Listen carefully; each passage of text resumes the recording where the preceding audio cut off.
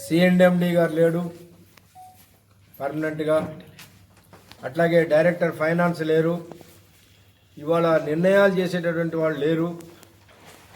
ఏ ఒక్క చిన్న సమస్య పైన ఫైనాన్స్గా ఏదన్నా డబ్బులు ఇవ్వాలన్నా లేదా సింగరేణి కార్మికులకి ప్రొడక్షన్ తీయడానికి ఈ సంవత్సరం జనవరి ఫిబ్రవరి నెలలు మార్చి నెలల్లో ప్రొడక్షన్ ఎంకరేజ్గా ఏదో ఇన్సెంటివ్ ఇవ్వాలని నిర్ణయం అయిందో దానికి కూడా డైరెక్టర్ ఫైనాన్స్ లేక సంతకాలు కాక ఆగిపోవడం అనేది జరిగింది.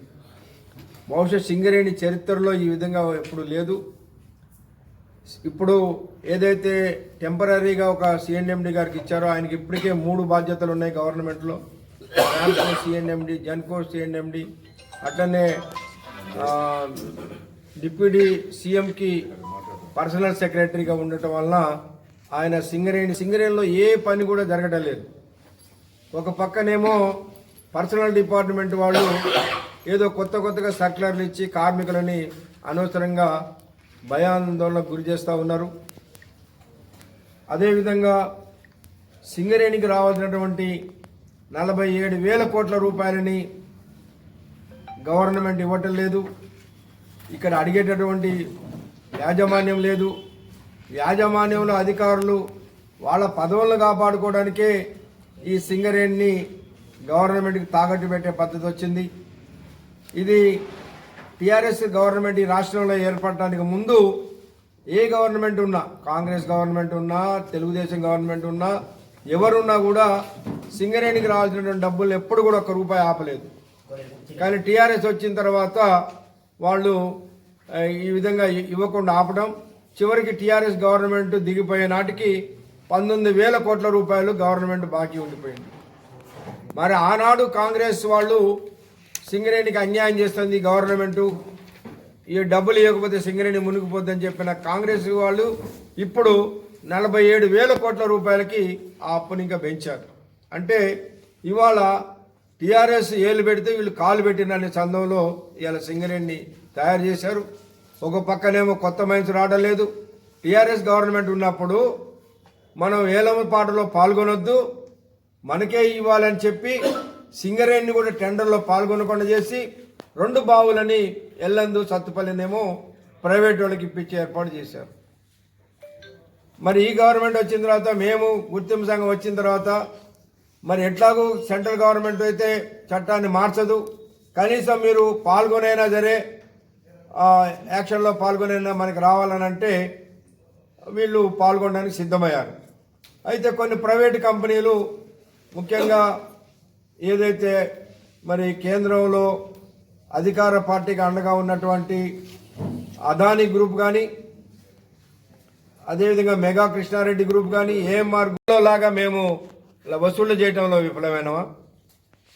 లేకపోతే ఇవాళ మేము ఒకటే అడుగుతున్నాం ఐఎన్టీసీని, మీరు చెప్తున్నారు కదా గవర్నమెంట్ మాది, మంత్రులు ఉన్నారు, ముఖ్యమంత్రులు ఉన్నారు, మేము ఏం చేసినా చేస్తూ ఉంటున్నారు కదా, మంచిదే, మీదే గవర్నమెంటు, మరి మీరు ఆ 47,000 కోట్ల రూపాయలు సింగరేణికి రావాల్సిన డబ్బులు ఇప్పియండి, ప్రతి బాయ్ మీద మిమ్మల్ని సన్మానం చేస్తాం. మేము మిగిలిన బాధ్యతలన్నీ మాయే. మిగిలిన సమస్యలు ఏదైనా పరిష్కారం చేయలేకపోతే ఏఐటీసీగా మేము విఫలమందని ఒప్పుకుంటాం. కానీ మీరు గవర్నమెంట్లో ఉండి, కార్మిక సంఘమై ఉండి సింగరేణికి రావాల్సిన 47,000 కోట్ల రూపాయలు మాట్లాడరు. అసెంబ్లీ జరిగితే ఇవాళ అన్ని పార్టీలు ఉన్నాయి, బయట చాలామంది మాట్లాడుతూ ఉన్నారు. ఇవాళ సింగరేణి సమస్యల మీద ఎవరు మాట్లాడారు? ఒకే ఒక ఎమ్మెల్యే ఉన్నా సరే సిపిఐ పార్టీ నుండి సాంబశివరావు గారు సింగరేణిలో జరుగుతున్నటువంటి విషయాలపైన, ఈ మైన్స్ అలాట్మెంట్ సమస్యలపైన కానీ, కార్మికుల సమస్యలపైన, సొంత ఇంటి పథకం పైన, మారు పేర్ల వాళ్ళ సమస్య పైన, డిస్మిస్ కార్మికుల సమస్య పైన, వీటన్నిటిపైన కూడా ఆయనే మాట్లాడాడు. మరే రాజకీయ పార్టీ వాళ్ళు కూడా నోరిప్పినటువంటి పాపాన పోలేదు. ఇక్కడ మాత్రం బాయిల మీద ఇక్కడ చాలా చెప్తూ ఉంటారు. వీళ్ళు హెచ్ఎంఎస్ ఉన్నది, ఇవాళ ఏఐటీసీని విమర్శ చేస్తూ ఉన్నారు. అయ్యా మీరు ఒకటే గుర్తించండి, ఎవరైతే సింగరేణి మైన్స్ ప్రైవేట్ కావడానికి ఆ యొక్క బిల్లుని పార్లమెంట్లో బలపరిచారో ఆమె ఇవాళ మీకు అధ్యక్షురాలుగా ఉన్నది, ఆ కవిత గారే అధ్యక్షురాలుగా ఉన్నది. మీరు మీ పేపర్ స్టేట్మెంట్ తీసి చూడండి.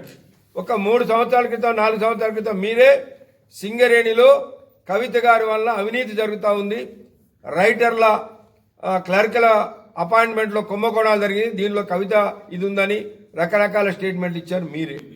మళ్ళీ ఇప్పుడు మీరే ఆమెని అధ్యక్షురాలుగా పెట్టుకొని మీరు ఏఐటీసీని విమర్శ చేస్తూ ఉన్నారు. కాబట్టి ఒక కార్మిక సంఘంగా ఇవాళ అందరం సమస్యలపైన, యాజమాన్యం పైన, ప్రభుత్వం పైన కొట్టాడాల్సిన అవసరం ఉన్నది. ఇవాళ మా పీరియడ్ అయిపోయిందని ప్రచారం చేస్తూ ఉన్నారు. మాకు సెప్టెంబర్ 2026 వరకు 9వ తారీఖు వరకు ఉన్నదని, 2026 వరకు ఉన్నదని లెటర్ ఉన్నది. మరి ఆనాడు టీఆర్ఎస్ గవర్నమెంట్లో టీబీజీకేఎస్ వాళ్ళకి 2 సంవత్సరాలకి ఆర్డర్ ఉంటే 4 సంవత్సరాలకి ఎలక్షన్లు పెట్టకపోయినా మీరు ఎందుకు మాట్లాడలేదు, నోరు మెదపలేదే?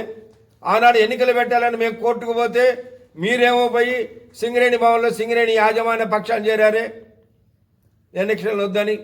మరి ఇవాళ ఎట్లా మీరు పీరియడ్ కాకముందే చేయాలని అడుగుతున్నారు? అయినా ఆనవాయితీగా 4 సంవత్సరాల సిస్టమ్ ఉన్నది సింగరేణిలో, అది ఖచ్చితంగా కొనసాగాలి. దానికి అవసరమైతే లీగల్గానైనా పోరాటం చేస్తామని చెప్పేసి తెలియపరుస్తూ, ఏదైతే దుష్ప్రచారం చేసి పబ్బం గడుపుకోవాలనేటువంటి వాళ్ళు వాళ్ళ ఉనికిని కాపాడుకోవడానికి ఇవాళ కార్మికులను గందరగోళపరుస్తున్నారనేది కార్మిక వర్గం అర్థం చేసుకుంటుందని తెలియపరుస్తూ ధన్యవాదాలు. Thank you. మా సిఎండి గారు లేడు పర్మనెంట్గా, అట్లాగే డైరెక్టర్ ఫైనాన్స్ లేరు, ఇవాళ నిర్ణయాలు చేసేటటువంటి వాళ్ళు లేరు. ఏ ఒక్క చిన్న సమస్య పైన ఫైనాన్స్గా ఏదన్నా డబ్బులు ఇవ్వాలన్నా, లేదా సింగరేణి కార్మికులకి ప్రొడక్షన్ తీయడానికి ఈ సంవత్సరం జనవరి, ఫిబ్రవరి నెలల్లో, మార్చి నెలల్లో ప్రొడక్షన్ ఎంకరేజ్గా ఏదో ఇన్సెంటివ్ ఇవ్వాలని నిర్ణయం అయిందో దానికి కూడా డైరెక్టర్ ఫైనాన్స్ లేక సంతకాలు కాక ఆగిపోవడం అనేది జరిగింది. బహుశా సింగరేణి చరిత్రలో ఈ విధంగా ఎప్పుడు లేదు.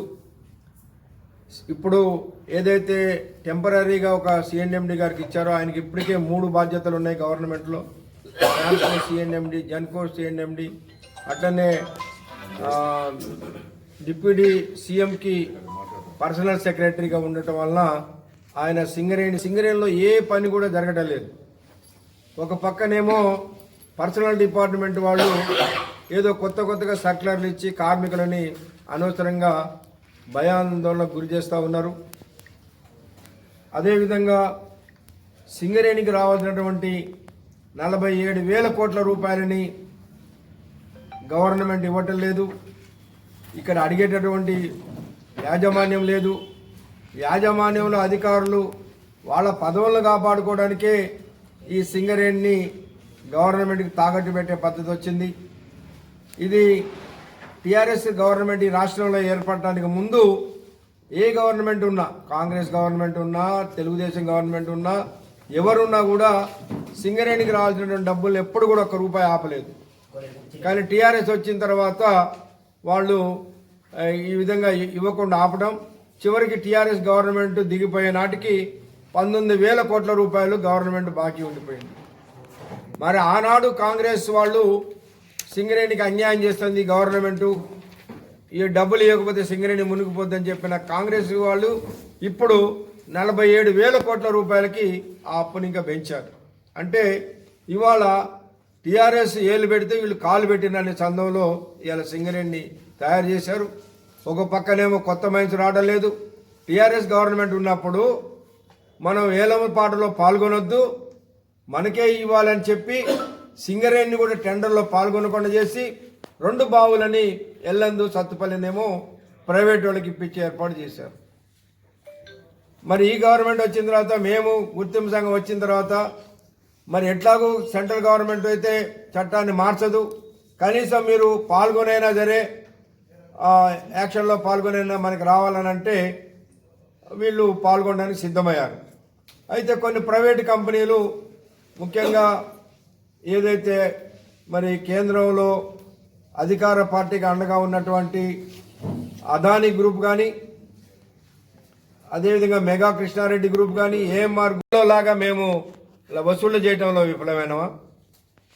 లేకపోతే ఇవాళ మేము ఒకటే అడుగుతున్నాం ఐఎన్టీసీని, మీరు చెప్తున్నారు కదా గవర్నమెంట్ మాది, మంత్రులు ఉన్నారు, ముఖ్యమంత్రులు ఉన్నారు, మేము ఏం చేసినా చేస్తూ ఉంటున్నారు కదా, మంచిదే, మీదే గవర్నమెంట్. మరి మీరు ఆ 47,000 కోట్ల రూపాయలు సింగరేణికి రావాల్సిన డబ్బులు ఇప్పియండి, ప్రతి బాయ్ మీద మిమ్మల్ని సన్మానం చేస్తాం మేము. మిగిలిన బాధ్యతలన్నీ మాయే. మిగిలిన సమస్యలు ఏదైనా పరిష్కారం చేయలేకపోతే ఏఐటీసీగా మేము విఫలమందని ఒప్పుకుంటాం.